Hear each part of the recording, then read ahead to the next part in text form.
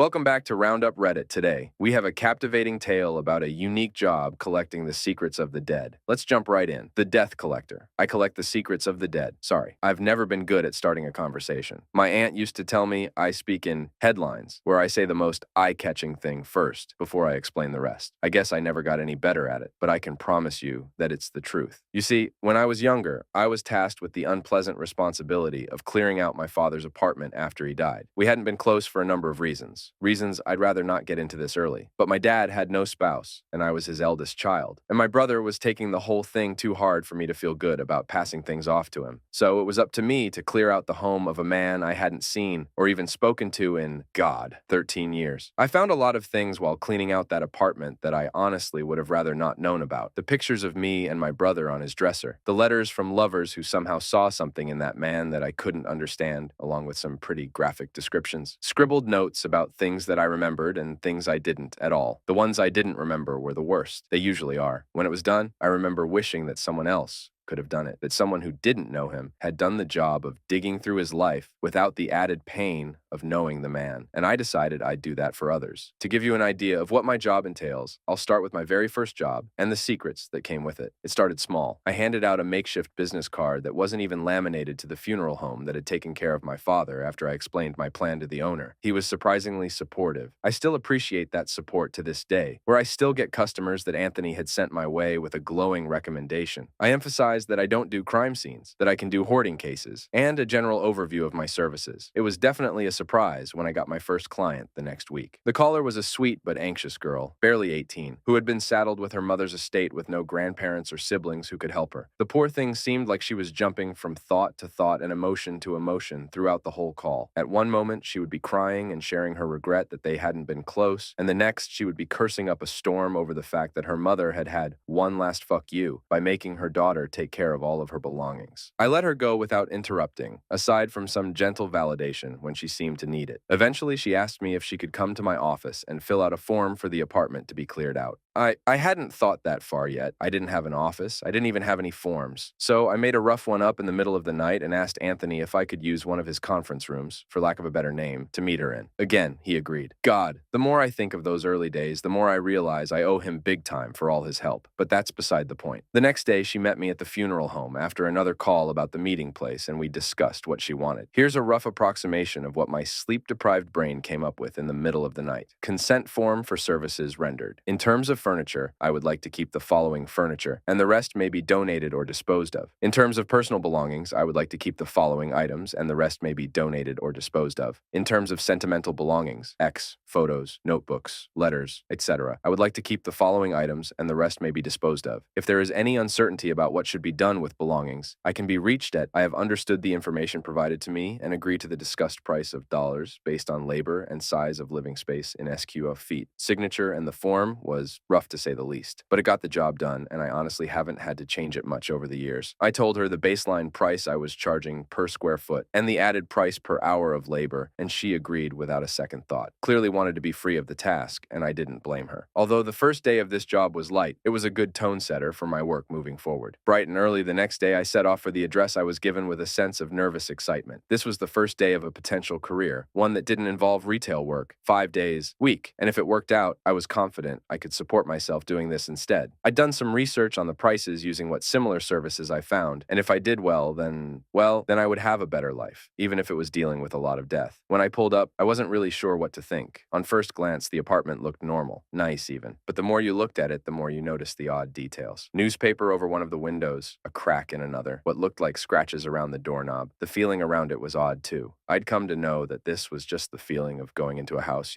has no resident any longer, but at the time I was just kind of freaked out. Regardless, though, I had to go in. I already had my game plan. First clearing out all the trash, then the small stuff like paperwork, then the appliances and such, then the furniture. Being prepared like that always calmed my nerves in new situations, and it certainly did that here as I unlocked the door, took a breath, and went in. It was disgusting in there. More flies than I would have imagined, and the smell was, it was horrible. Rotting food, cigarette smoke, cat pee, and cat pee? I racked my brain for a second about the meeting. I was sure I brought up pets. It's something I usually do for small talk and to make me and the other person comfortable. She said she didn't have any, that her own rental agreement didn't allow it, and that I wouldn't need to worry about letting any out when I went to this apartment. Then, why was there cat pee? I put on a mask I had in the backpack for the cleaning part of the job to help dull the smell and started investigating. If there was an animal in the home, that was my first priority. Cans of food in trash, a single squeaky mouse, an overfull and filthy litter box, and a bathroom mat that seemed to have substituted in the meantime. I started calling, making awkward kissing noises, and after several minutes, received the most pitiful meow I had ever heard from the living room. I laid myself as flat as I was willing to on the filthy carpet to look under the couch and met eyes with a thin, scruffy, furred black cat with the widest yellow eyes I had ever seen. "Hey there, little guy," I cooed, trying to coax him out. The cat hissed and tried to make himself smaller and scoot as far from me as possible. I frowned and pushed myself up to look around the kitchen for any food that wasn't rotten, or ideally that was legitimate cat food, and was fortunate to find a can of wet food that had been knocked over behind a few expired cans of corn. "You hungry?" I asked, trying and failing to find a clean plate, with there being some evidence that these had been what the woman was using for the cat's food. At the rustling in the kitchen, the cat had poked his head out ever so slightly from the couch, revealing a small black nose and light whiskers. It made a little chirping noise that at the time I didn't understand, having been raised with dogs all my life, and when I set the can down, he wasted no time running at it and eating so fast that I was worried he would hurt himself on the can. I might as well have left for all the care he had towards me as he devoured his food, and as I watched him, I noticed the poor thing's ribs showing. "How long were you here alone?" I asked him, mortified. Even if he could answer, I don't think he would have. He was clearly very busy, making up for lost meals. I let him be as I stepped away to call the client. After a few rings, she answered, sounding confused. "Hello? Hi, Amy, it's Dawn. You have a sec?" There was some muffled shuffling as she moved to a different area, signaled by a door shutting.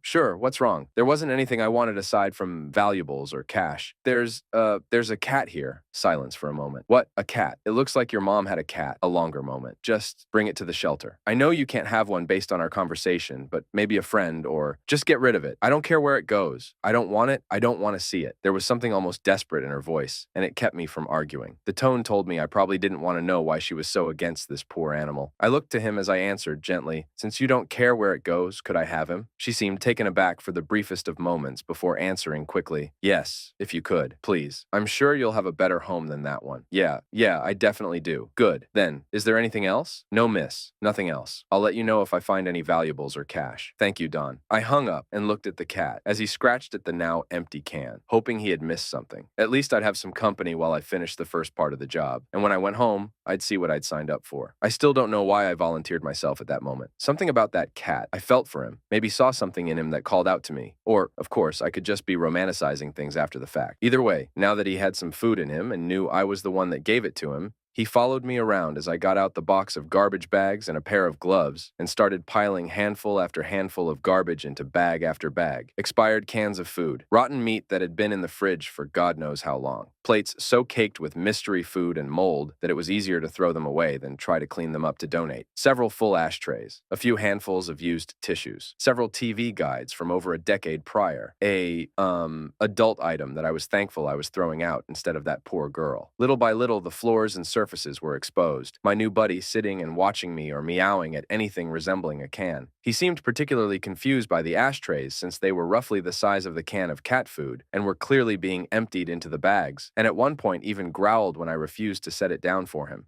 By the time the garbage alone was done, it was dusk. A whole day just cleaning out all the trash, and more garbage bags than I had been prepared to deal with on my first job. In the future, I would always rent out a dumpster as a precaution, but this time, I would have to take a few bags with me each time I left the house. I still remember the smell and how it didn't leave my car for days, but the cat got in no problem. Even let me carry him out after I'd gotten the last bag, and sat in that seat just like the German Shepherd I'd grown up with. I named him Lucky. I went back to the house the next day while Lucky was asleep in what used to be the bed for my aunt's Boston Terrier. I really appreciate how quick she brought it once I said what happened. My goal that day was simple enough: pack up anything that wasn't an appliance or furniture and divide the donatable from more trash. I didn't know it then, but this would end up being my favorite part of the job. This was when you start finding the real secrets. At first, things were simple enough. I hadn't thrown out any legible papers in case there was something on them that Amy would need for the estate side of things, so I started there. Some of it was boring, of course. Half-finished to-do lists, numbers for God knows who scribbled on junk mail or old bills, doodles of varying quality. If I remember right, my favorite thing in those categories was a really abstract-looking drawing of a chicken, but there were a few little gems already peeking through in this pile. On a piece of paper labeled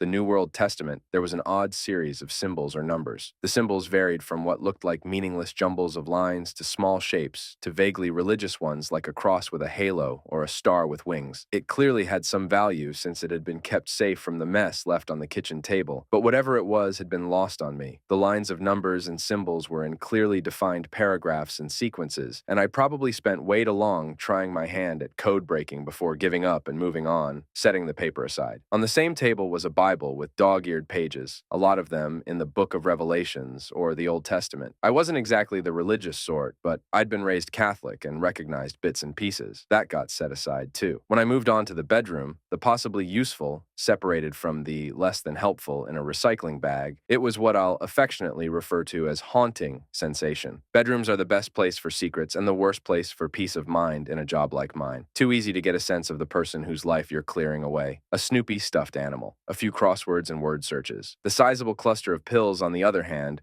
was at least more detective work than grave robbing for me. They were mostly the same kind aside from some almost empty bottles of olanzapine. Multivitamins, metformin, and vitamin D pill bottles were emptied and sometimes on their side, as if grabbed haphazardly. A Snoopy stuffed animal. A few crosswords and word searches. The sizable cluster of pills, on the other hand, was at least more detective work than grave robbing for me. They were mostly the same kind, aside from some almost empty bottles of olanzapine. Multivitamins, metformin, and vitamin D pill bottles were emptied and sometimes on their side, as if grabbed haphazardly. The several bottles of risperidone, however, seemed untouched. Since there are regulations on medications that make disposing of them a bit harder, I counted the pills left in the bottles that weren't empty, and while there as only one bottle of olanzapine with more than a pill or two, there was either the same number or none at all missing from the risperidone. No idea what they were for at the time. Didn't think it was right to look it up. Another chunk of time taken up with the personal bits passed before I found anything that caught my curiosity. As I mentioned, I try not to worry about appliances until later, but sometimes the smaller ones get gathered during the hunting bit. One of these was an old radio cassette player that I was shocked still worked when I tested it. And when I opened the cassette deck to see if there were any tapes in it, there was instead almost a dozen thinly folded notes stuffed inside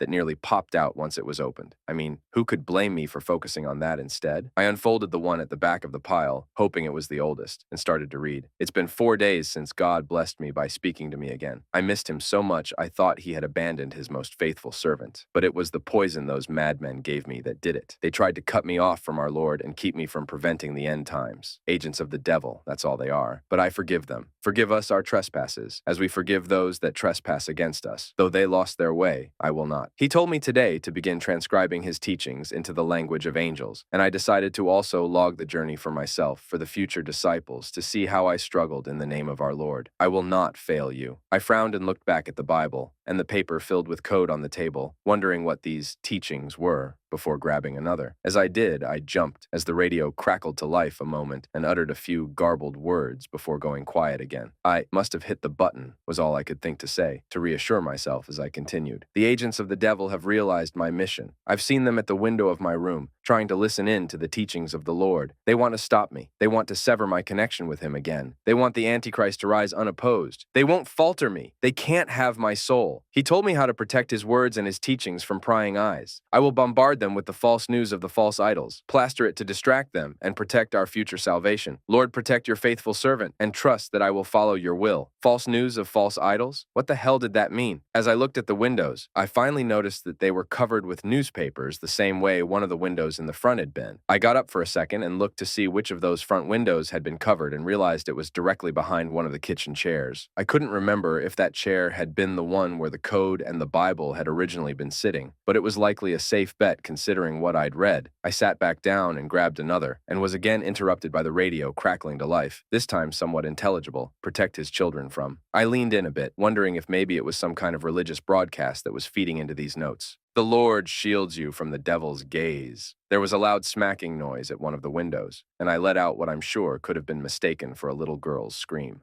In the subsequent scramble to my feet, I knocked over the radio, and it again fell silent. Worried that a bird had hit the window, I put the note I was still holding in my pocket and headed outside to investigate. No bird, thankfully, but I almost wished there had been, because on this side of the glass was the clear smudge of a hand and a slight crack that hadn't been there before. Then again, it's not like there wasn't a broken window on the front side of the house. Maybe a kid had noticed someone was in the house and decided to mess with them. I frowned at the thought.